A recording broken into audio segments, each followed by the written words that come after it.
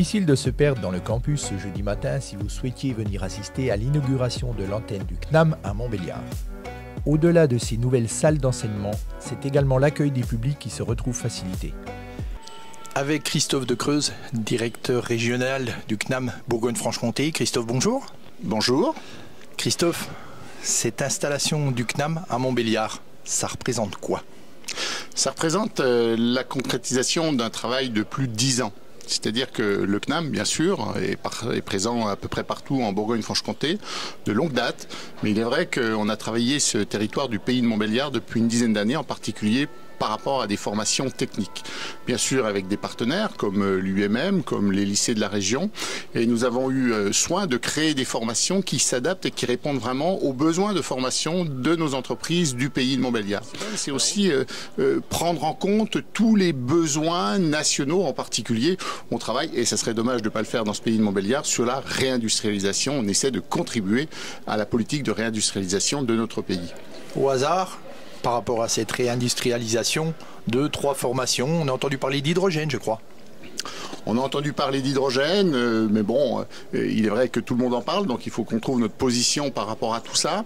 On a entendu parler aussi d'éco-conception, produits-process pour la plasturgie. Donc ça, c'est un exemple assez intéressant d'une formation du CNAM que nous avons créée en totale bijectivité avec l'établissement public et nos responsables nationaux pour répondre aux besoins et en partenariat avec le lycée Mandela, par exemple. Et cette formation a vocation de poursuivre un dispositif qu'on appelle les plateformes PITEC avec ce lycée pour venir en clé de voûte apporter une licence en éco-conception, produits-process pour la plasturgie.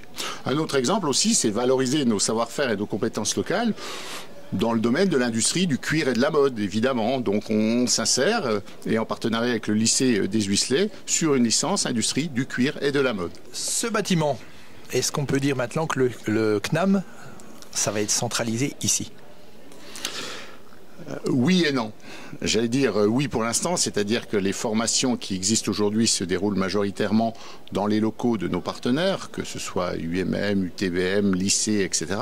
Donc là, nous pourrons assurer un certain nombre de formations.